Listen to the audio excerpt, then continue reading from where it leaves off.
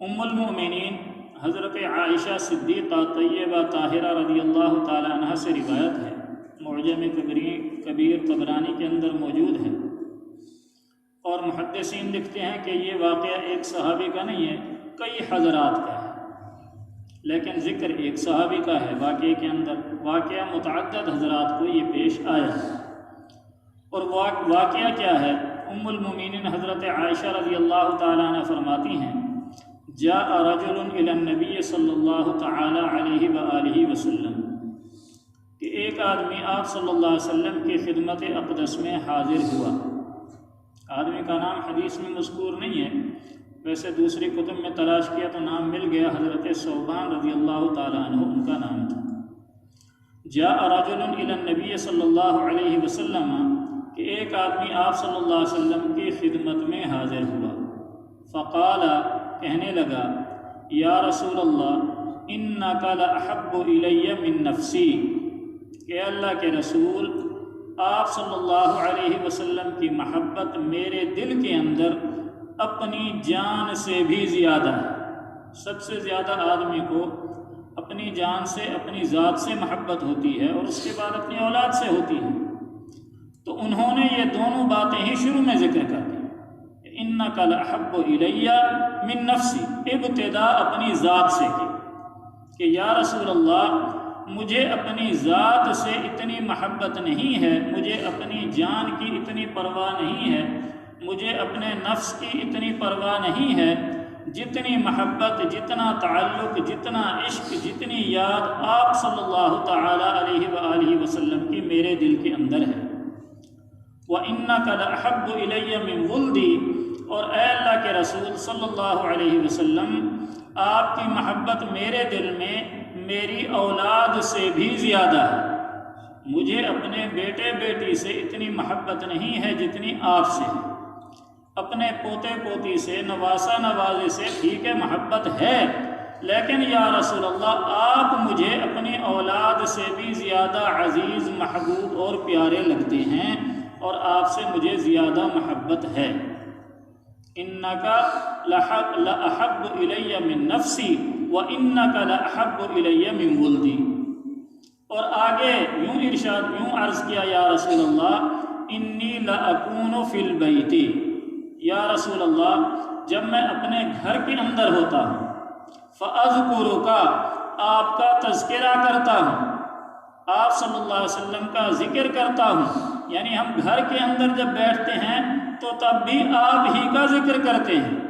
آپ ہی کی یاد ہوتی ہے، آپ ہی کی محبت اور آپ ہی کی تڑپ گھر کے اندر بھی ہوتی ہے۔ وَإِنِّي لَأَكُونُ فِي الْبَيْتِ فَأَذْكُرُكَ فَمَا أَصْبِرُ حَتَّى آتِيَ فَأَنظُرَ إِلَيْكَ،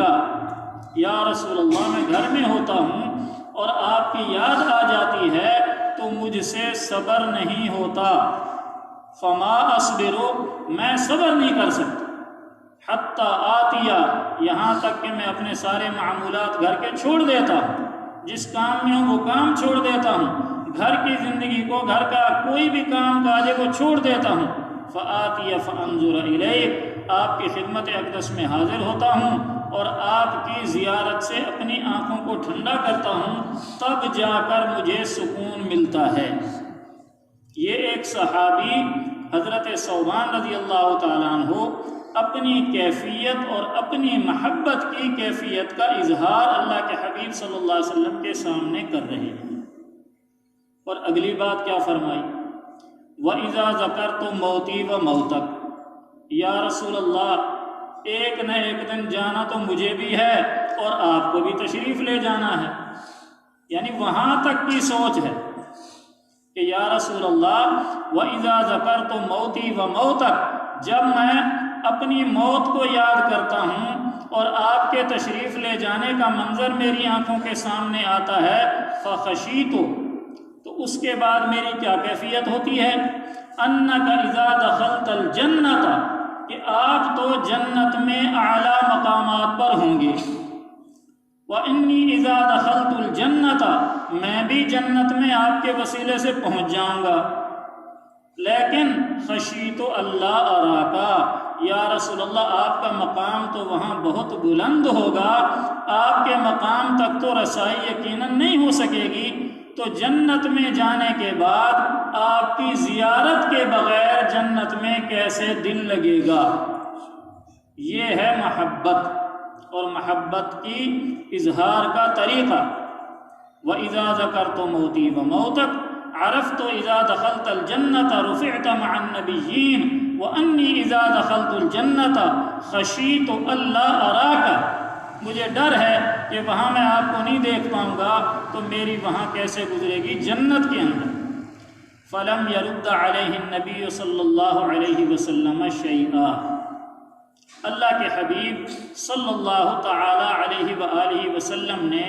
کوئی جواب ارشاد نہیں فرمایا۔ صحابی کی اس بات پر، اس کارگزاری پر، اس اظہار محبت پر آپ صلی اللہ علیہ وسلم خاموش رہے، سکوت فرمایا، کوئی جواب نہیں دیا۔ حتیٰ جاء جبریل بہذہ الآیہ، اور دوسری بات ہے حتیٰ نزل جبریل بہذہ الآیہ، یہاں تک کہ حضرت جبرائیل علیہ السلام اس صحابی کے اس سوال کا جواب قرآن کی آیت کی صورت میں لے کر اتر پڑے۔ سورۃ نساء 5واں سپارہ